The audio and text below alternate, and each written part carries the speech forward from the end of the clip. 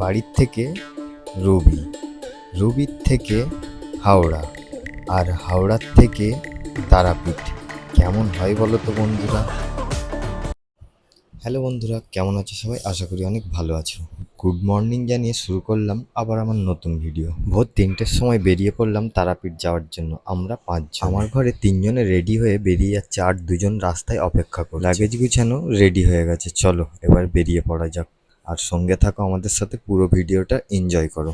রাস্তায় বেরিয়ে এসে দেখি 2জন এখনো আসেনি, অপেক্ষায় দাঁড়িয়ে আছে। এখন ভোর 3টে বাজে, পুরো রাত দেখো পাড়াটা পুরো ফাঁকা। মা দাঁড়িয়ে দাঁড়িয়ে দেখছে আর ভাবছে এত রাতে আমরা গাড়ি পাবো তো। আর বলতে না বলতে আর একজন ঘর থেকে বেরিয়ে পড়লো। আর একজন রাস্তার মধ্যে দাঁড়িয়ে আছে, বলেছে চলো দেখা যাক উনিও ঘরের মধ্যে আছে না রাস্তায় দাঁড়িয়ে আছে। মাকে টাটা দিয়ে চললাম আর এক মায়ের দর্শন করার জন্য। ফাইনালি বাড়ির সামনের থেকে ট্যাক্সি পেয়ে চলে আসলাম রবি মোড় থেকে যাব ট্যাক্সি ধরে হাওড়া। চলো এই ট্যাক্সিটা কত কি নেবে একটু শুনে নেওয়া যায়। মাত্র 250 টাকার বিনিময়ে 5জনকে নিয়ে ট্যাক্সিটা ছুটলো হাওড়ার উদ্দেশ্যে।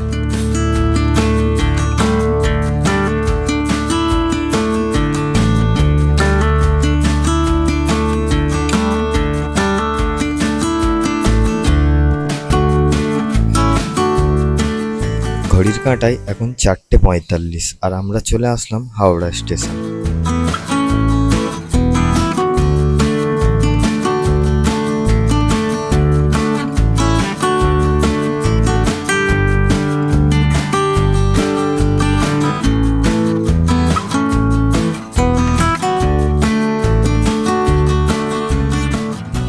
হাওড়া স্টেশনে ঢুকে পাখাগুলো দেখে ভাবছিলাম একটা খুলে বাড়ি নিয়ে চলে যাবো, যা গরম ফেলেছে।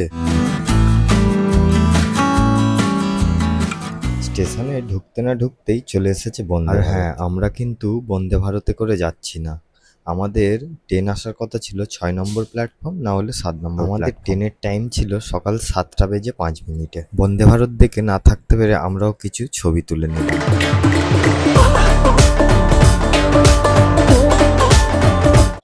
বন্দে ভারত চলে যাচ্ছে, বন্দে ভারতকে টাটা করে দিয়ে আমাদের ট্রেনে উঠে পড়বো আর শুরু করবো রামপুরহাটের জার্নি।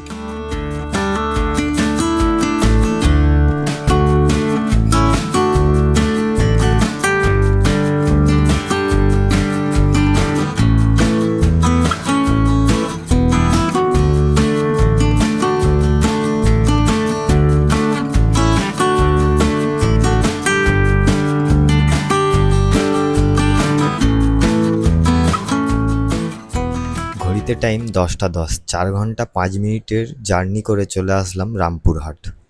এখান থেকে টোটো, ম্যাজিক আর বাস যাচ্ছে তারাপীঠ, আর জার্নিটা হবে 5 কিলোমিটারের।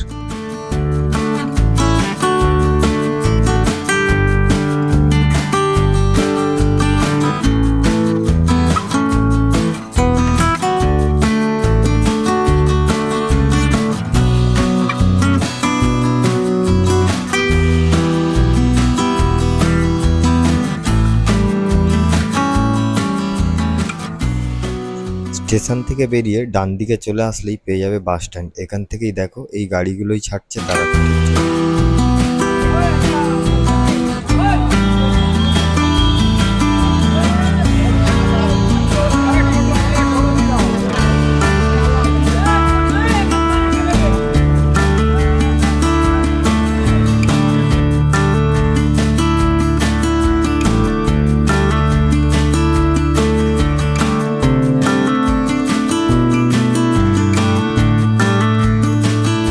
বন্ধুরা তারাপীঠে পৌঁছে গেছি, আর এখানে তারাপীঠ ঢোকার আগে একটু জ্যাম ছিল।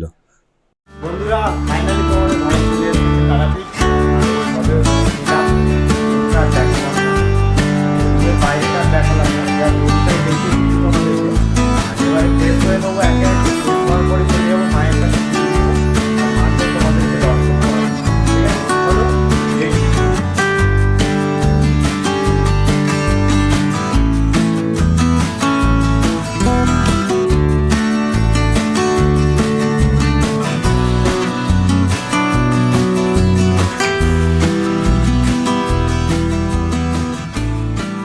বন্ধুরা রেডি হয়ে নিয়ে বেরিয়ে পড়লাম মা তারার পুজো দেওয়ার জন্য। চলো মায়ের জন্য যা যা কিনতে লাগে কিনে নিই, আর পুজোর লাইনটাও কত দূর দেখা যাক। সব জায়গায় তো লাইন দিয়েই পুজো দিতে হয় জানো, এখানে কি কি ব্যাপার আছে একটু শুনে নিয়ে সব কিছুই তোমাদেরকে জানাবো।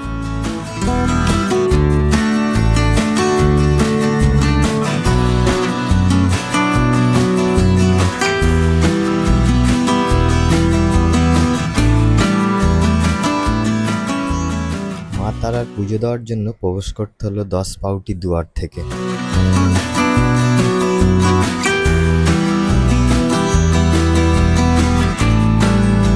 ঘড়িতে টাইম 1:25। পুজো দেওয়ার জন্য লাইনে দাঁড়িয়ে পড়লাম। আর ওই পুকুরের ওই পারে ছিল আর একটা লাইন, যেটাতে দাঁড়ালে প্রায় সন্ধ্যে 7টাও বাজতে পারত।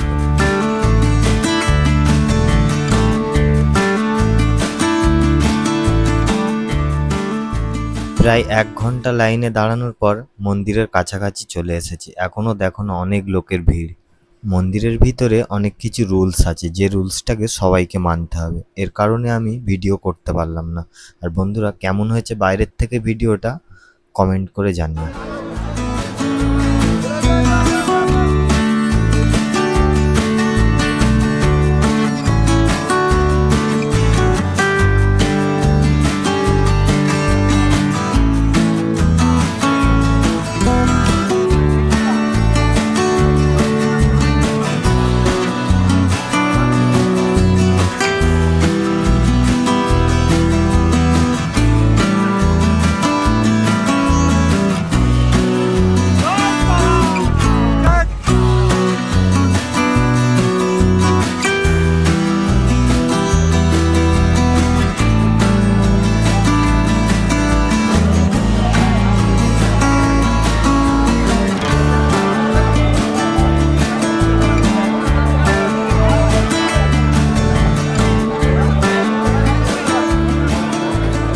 মায়ের পুজো ও দর্শন হয়ে গেছে। এবার চলো একটু ঘোরাঘুরি করে নিয়ে যাও, আর মন্দিরের সামনেটা গিয়ে সবাই মিলে কিছু ছবি তুলে নিই।